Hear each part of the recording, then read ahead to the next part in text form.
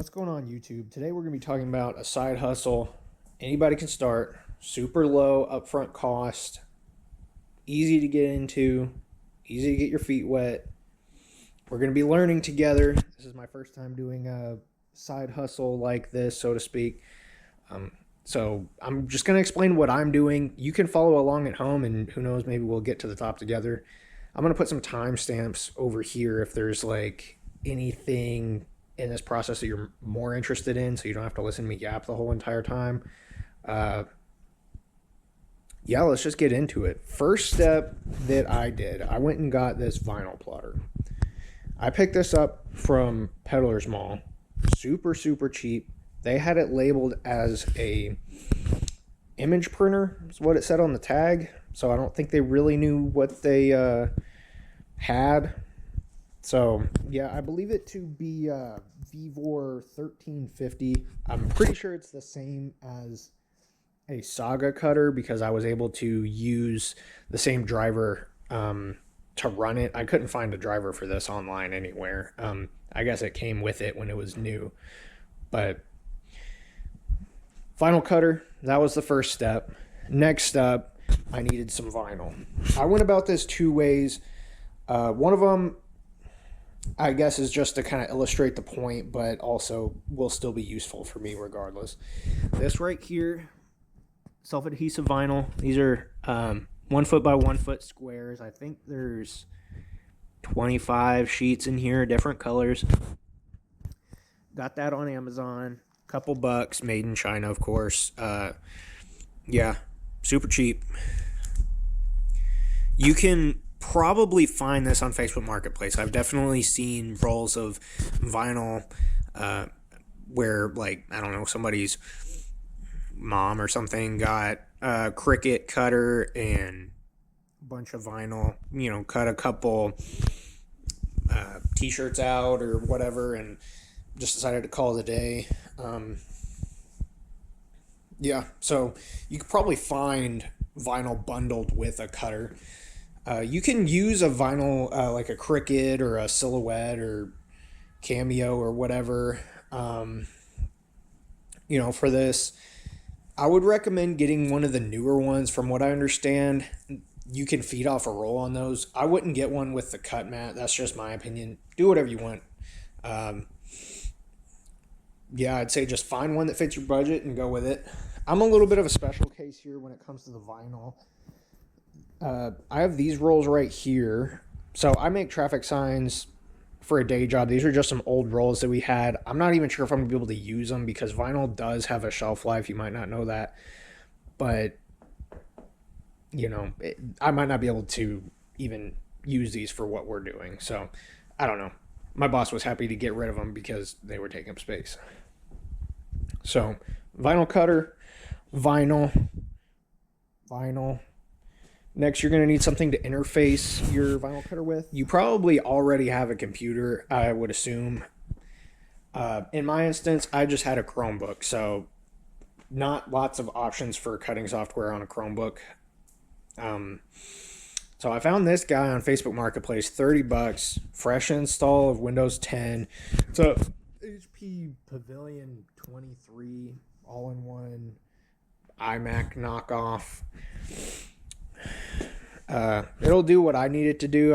I mean, he said it has upgraded RAM up to 8 gigs. I don't even know what processor it's running, but I'm sure it'll be enough to do what we need it to.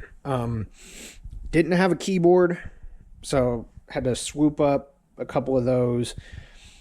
Super cheap place to get these. Goodwill. Yeah.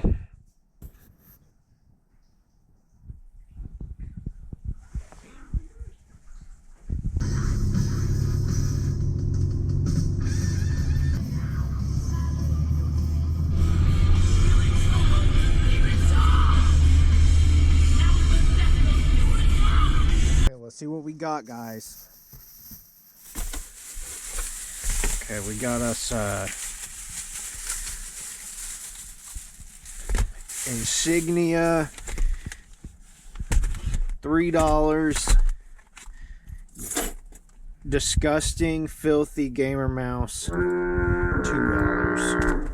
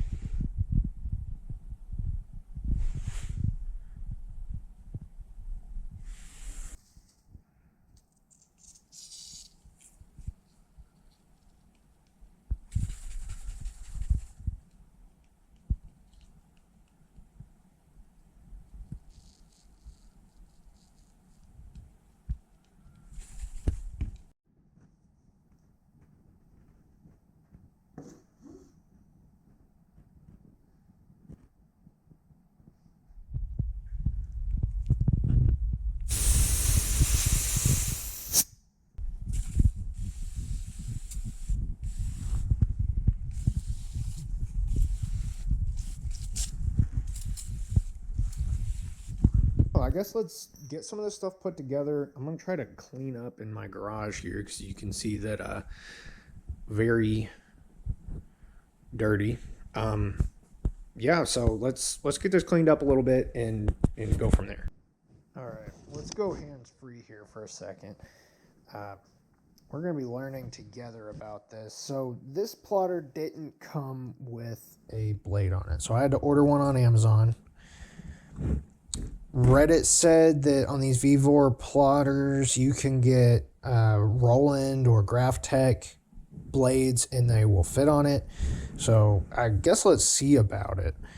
I got the blade holder right here. Just kind of unscrew that guy.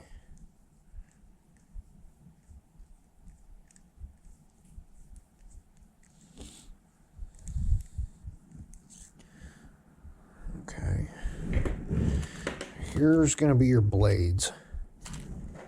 Don't want to lose any of that. So,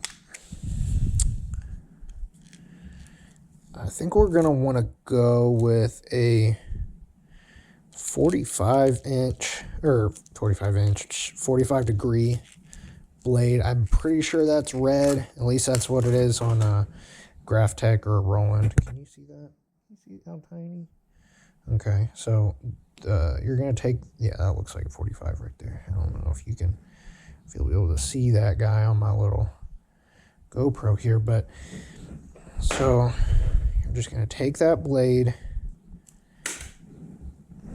Don't do what I just did. Did I just break that? Okay. Take that blade, stick it in here, like that, I think.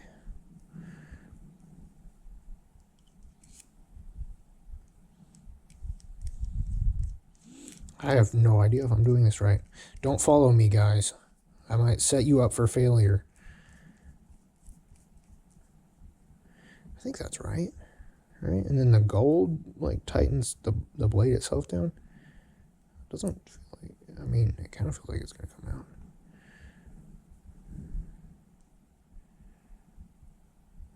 Is that right?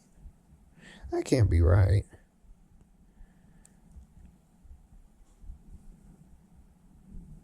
I don't know. I guess we'll try it and see. Okay, so we're just gonna. You see what I'm doing here? I'm just gonna.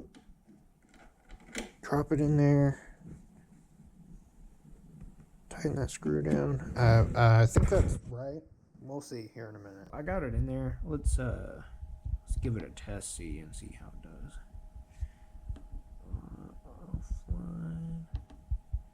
Oh, not that. I gotta learn these controls. Alright. Cut a little square right there. See if we can weed it out. Well, sorta. Might need to increase the force a little bit, but it did cut it, sorta. Alright, guys, I think I got it in here the way it's supposed to be. At these are my settings. I don't know why that 4 seems really high. I'm not sure if maybe I don't know what I'm doing or what. But let's give it a little test. Alright. Here, I just got my little razor blade right here. Let's see what it does. I think I figured out what was going on. So I was wrong earlier. Roland blade holders are different from Graphtec holders. I thought they were the same, but they're not. I'm used to using Graphtec, so I don't know. That doesn't explain being dumb, but pretty much what I realized was going on here, the blade holder bracket is just like a touch too short. I don't know if maybe Vevor used like a proprietary kind of blade holder system or something like that. I'm not entirely sure, but what I did to combat that, you can see here, I just dispensed out more blade than you'd normally use on this. So normally what you'd want is like a credit card's width of blade sticking out. I pushed it maybe double that. So let's give it a test here and see what it does. All right. You see that here? Bear with me. It's a little bit chilly out here in the garage, so there you go. This plotter came with legs, these right here, but they're missing the screws. So I'm probably going to get some screws for it at some point, so I don't have to be doing it on this janky folding table. But yeah, this will work for right now.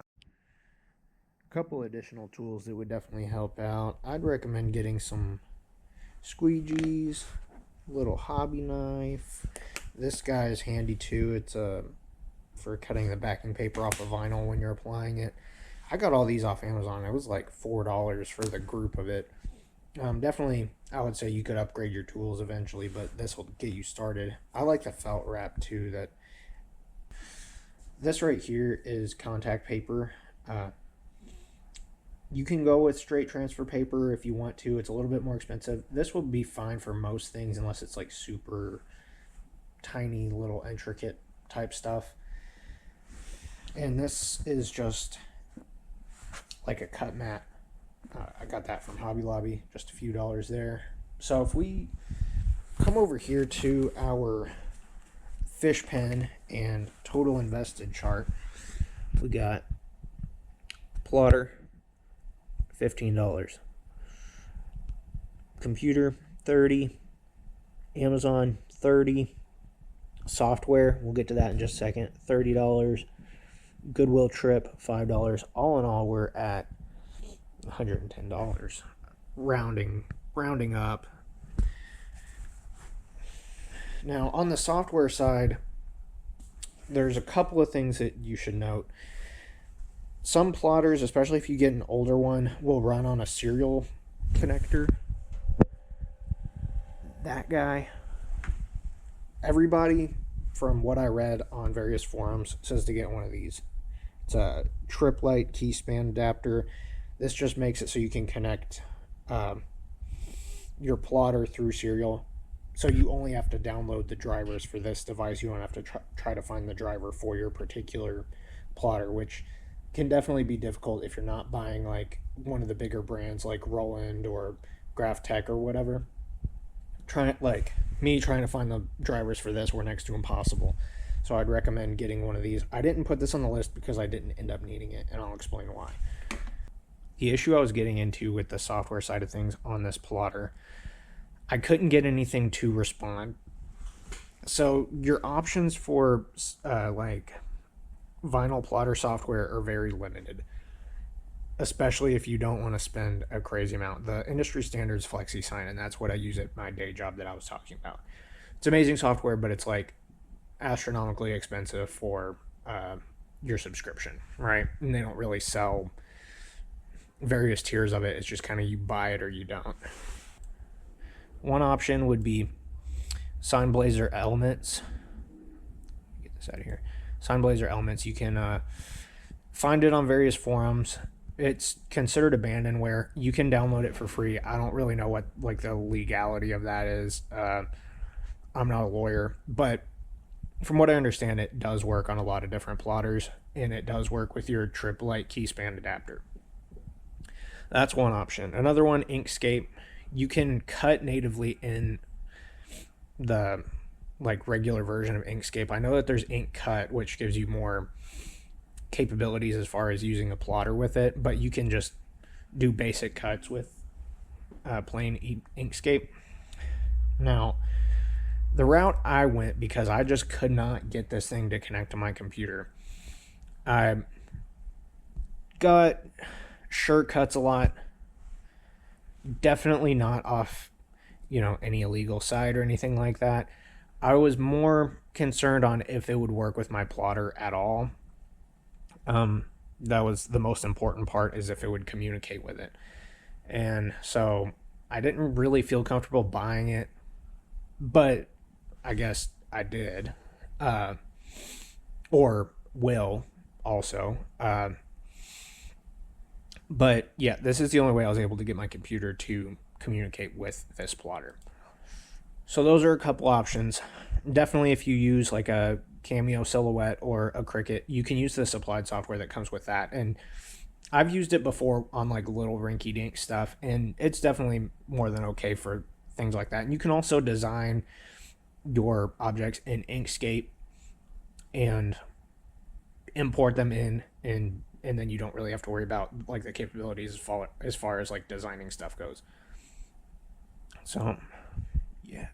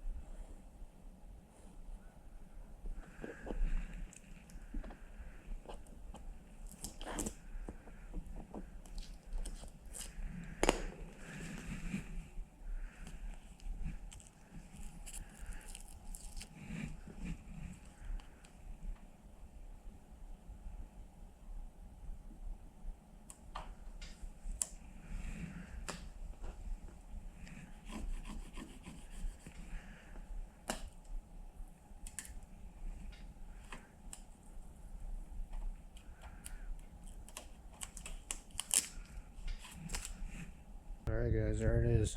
So we'll report back after we get past that $110 investment. I'll let you guys know what the next step will be after that.